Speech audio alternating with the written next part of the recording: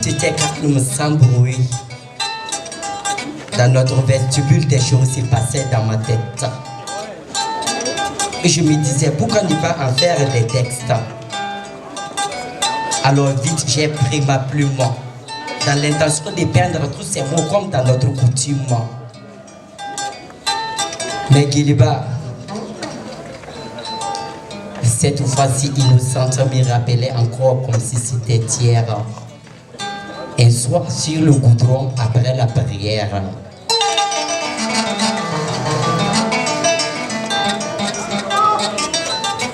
Maman, je suis sorti avec des amis pour une fête. Sans me prendre la tête, je me suis rappelé de ce que vous m'avez dit quand vous m'avez appelé. Mon fils, pas de vitesse ni d'alcool si tu vas conduire. Et pour cela, j'ai bu du coca pour me réjouir. Quand la fête était à sa clôture, des personnes s'embarquaient dans leurs voitures. Moi, sur ma moto, j'étais sûr que j'étais en état de conduire. Mais à cet instant, maman, je ne pouvais même pas imaginer ce qui m'attendait dans ce monde ici-bas. Quelque chose d'imprévisible, d'inadmissible.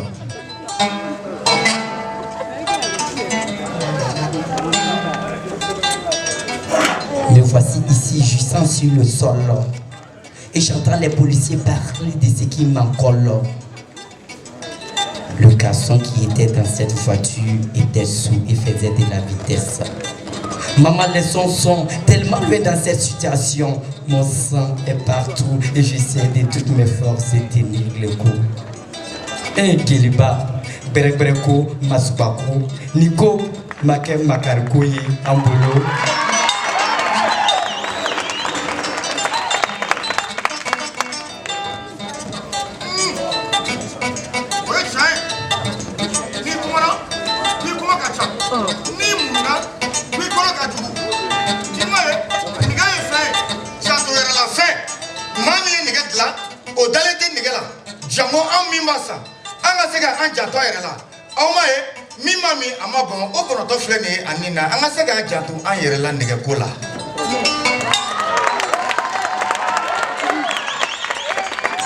Pourquoi c'est lui qui a bu et c'est moi qui suis en train de souffrir? Pourquoi c'est lui qui faisait de la vitesse et c'est moi qui dois mourir? Pourquoi la vie est-elle injuste? Maman, s'il vous plaît, rendez visite au jeune homme et donnez-lui des conseils, comme les miens, afin qu'il s'éveille. Peut-être, si on lui avait dit aussi, je serais maintenant vivant sans souci. Ma respiration s'affaiblit et malheur. Je commence vraiment à avoir peur. Ce sont mes dernières heures et je me sens seul sur cette terre. J'aurais tellement voulu rester auprès de vous en ce moment. Mais hélas, hélas, maman.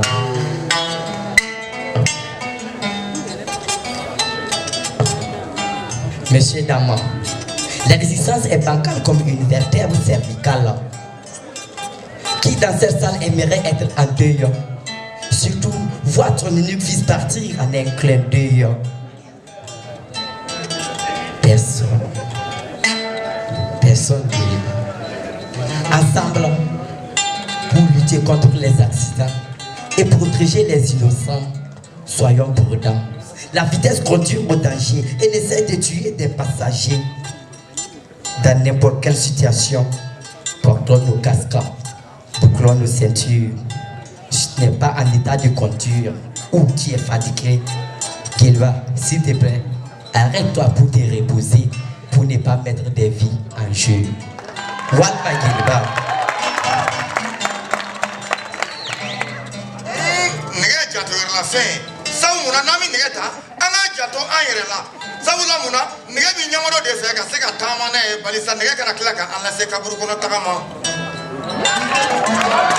C'est vrai Guilva, il vaut mieux conduire aux yeux ouverts que de se retrouver dans un cimetière.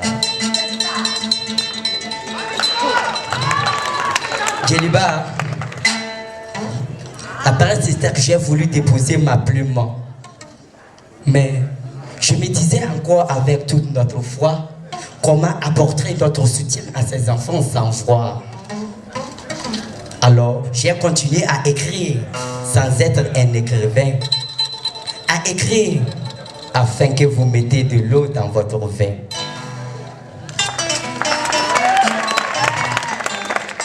Je suis un enfant de la rue. Mes parents, je ne les ai pas connus. Je suis tellement perdu chez les gens, je suis mal vu. Abandonné dès ma naissance, vous ignorez mon existence. Je n'ai plus enfance, ma vie n'est qu'errance. Pourtant, je suis né quelque part entre deux confidences. Héritier de l'enfer qui n'a jamais eu de chance. Dégermé au soleil, arrosé de tendresse. À jamais, je n'ai connu la douceur des caresses. Chaque jour qui s'élève est pour moi une torture.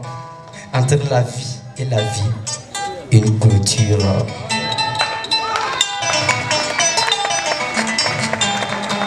Djeliba, ni bonheur ni joie, ni abri sans paroi. J'avoue que je n'ai jamais goûté à la liberté, car je suis toujours prisonnier de la fatalité. Sur le bitume, je dors en exposant ma vie et mon corps. Je suis souvent plongé dans des souvenirs terrifiants. Oui, la boîte rouge des tomates est souvent mon identifiant. Mendiant mon pain, chaque jour à mon prochain, tu parcours la ville sans me prêter attention. Parce qu'il s'est dit, j'ai d'autres préoccupations. Alors tu demandes ici et là quelques travaux pour créer mon repas. Parfois, je tombe sur elle malsain. Gelba, il n'exploite et ne me donne rien, même pas un petit salaire dans les capacités de résister à la galère. Je me retrouve une fois de plus à la rue. Et est pour moi la seule issue. Là, j'ai ramassé que les aisés dans les ordures ont jeté. Pendant que des mois de fils à préparer, j'ai changé mon maigre butin contre un plat de riz. Ce qui fait ma putain journalière de ces moqueries me sont familières. À la tombée de la nuit, j'ai trouvé mes copains. Mais une fois, on dort dans un fossé qui nous sert de train. D'où on nous chasse au petit matin. Et nous vous semblez avoir pitié. Alors que vous n'avez aucun sens de l'amitié. Ça et là, la vie nous montre que des méchancetés. Et on se défend par toutes les possibilités. Toi qui me regardes, viens passer une nuit avec nous dans le cachot du désespoir. À dire vrai, tu perdras tout espoir. Et peut-être, tu te soucieras de moi après. Tu m'apprendras autre chose que moi. Tu donneras un peu de ton temps. Aussi, un peu de ton argent à nos petits sans avenir. Et tu verras notre sourire. Tu m'accueilleras dans ta demeure. Je serai entouré de ta chaleur. Je n'aurai plus faim d'une affection paternelle. Je n'aurai plus soif d'une tendresse maternelle. Cependant, j'aurai dans les yeux des larmes de bonheur. Même si je me rappellerai de mes douleurs, mais je resterai fort, Yahweh. Je ne crois pas parce que je suis pauvre, mais ma foi me donne encore envie de vivre. J'espère qu'elle m'éloignera d'illusion et avec jamais je ne connaîtrai des trahisons. Djeliba, espérons que notre société humaine se réveillera et une lueur d'espoir enfin jaillira pour nous, les enfants sans voix. Oui, j'y crois. Djeliba, j'y crois. Je vous remercie.